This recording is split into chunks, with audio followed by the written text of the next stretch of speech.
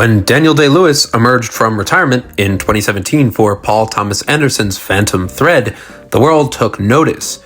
He then disappeared again, overwhelmed by the experience.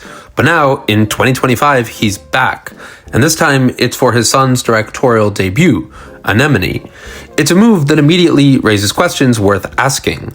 Is this film worth discussing because of its merit, or because of its pedigree? And honestly, I think acknowledging that matters, not as a dismissal, but as context. The plot for Anemone is admirably simple.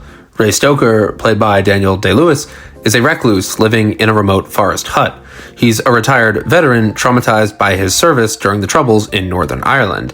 His brother Jem, played by Sean Bean, arrives with a letter from their shared ex-wife Nessa, asking Ray to come home and reconnect with Brian, the son Ray abandoned years ago when he left Nessa pregnant.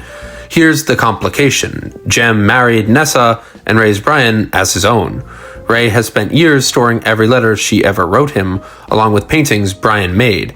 It's a setup ripe with emotional potential, a story about abandonment, duty, and the possibility of redemption. But then the film opens a door that should have been central to everything. Ray reveals why he really left. During a surveillance operation in Northern Ireland, a bomb exploded. As his unit moved in, Ray found a teenager, the bomb maker's nephew, dying, mutilated, begging for mercy. Ray shot him to end his suffering. He was labeled a war criminal, discharged, broken. That's why he abandoned his family. It's devastating material, and then the film largely forgets about it. Anemone opens with the visual language of prestige horror, even though this is not horror. There's Midsummer in those opening shots, the sun-drenched dread. There's Fight Club in the instrumental score during tense moments echoing, "Where is my mind?" That's what I thought. The film wears its influences confidently, and it looks incredible, genuinely.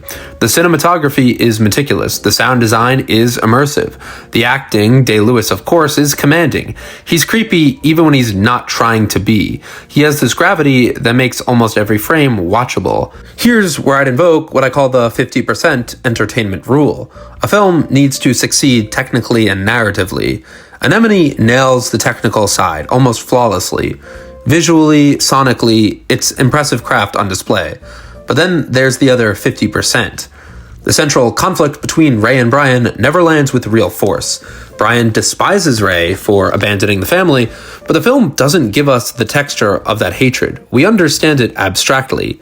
Jem, with his typical gravitas, is present but underutilized. The dynamics feel vague. We never get clear answers about what anyone actually wants from this reunion beyond come home. The monologue about the war crime is haunting, sure, but then the film moves past it with the same deliberate pacing it applies to everything else. There's a monologue about shit that lands as unintentionally funny, but that's almost the problem. The film seems to mistake pretension for profundity. And here's where the title becomes interesting and frustrating. Anemone is a flower, so is Magnolia, and the film knows it. Both end with a climactic storm that forces catharsis. In Magnolia, Paul Thomas Anderson uses that supernatural rainfall to shatter the careful distance between his characters. It's earned because we've spent 3 hours with them, and the storm breaks something open. Anemone basically copies the ending of PTA's film Magnolia. This does something similar. A hailstorm strikes. Ray and Jem brawl, then reconcile. Ray drives them home on a motorcycle. He arrives at the house, sees Nessa and Brian on the porch, and walks toward them as the camera pulls back. It's visually beautiful, and I really loved the sound design in this scene. It echoes Magnolia also with purpose, but here's the thing. Magnolia is about the accumulated weight of human suffering finally becoming too much to contain. The rain is apocalyptic because the story has been sprawling and interconnected and massive. Anemone is about one man in a forest. The story is small, deliberately so. And when you end that small story with a flower symbolism storm borrowed from a film about the weight of the world, the mismatch becomes obvious. It's not earned, it feels borrowed. The ending doesn't feel satisfying because nothing preceding it has been granular enough to warrant that kind of release. Here's what I do need to be honest about. Despite everything, the film worked on me, kind of. Not as a narrative, but as an experience. There's an ASMR-like quality to it, something oddly relaxing about its spareness and silence. When it's immersive, it's genuinely immersive, so I didn't hate it, I just didn't love it. And let's address the elephant in the room productively. Ronan Day-Lewis has access to his father at a level most debut directors simply don't. He had resources, he had immediate credibility, he had an actor of historic caliber willing to anchor his vision. That's not a criticism, it's context. And context matters when evaluating what this film accomplishes. Despite Day-Lewis's return being major news, Anemone grossed under $700,000 domestically in 865 theaters, one of the worst box office debuts of 2025. Critics gave it a 56% on Rotten Tomatoes, with a consensus praising the performances but finding it struggling as a cohesive drama. Compare Anemone to 2025 releases like One Battle After Another, which crossed 100 million worldwide. That film, despite its own length, is doing something stranger. It combines action, adventure, and emotional stakes with confidence.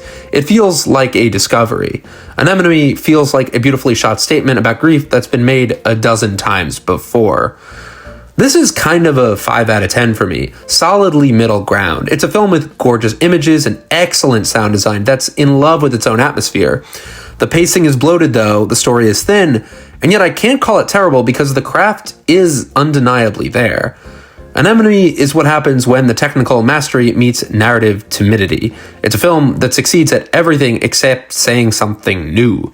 Even when it borrows the ending from Magnolia, Another Flower, the gesture rings hollow because there's nothing underneath it. You don't need to come back to this one, you'll remember the images long after you forget why they mattered.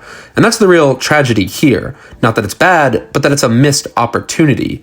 With this cast, this director, and this premise, it could have been something haunting. Instead, it's just haunted by better films.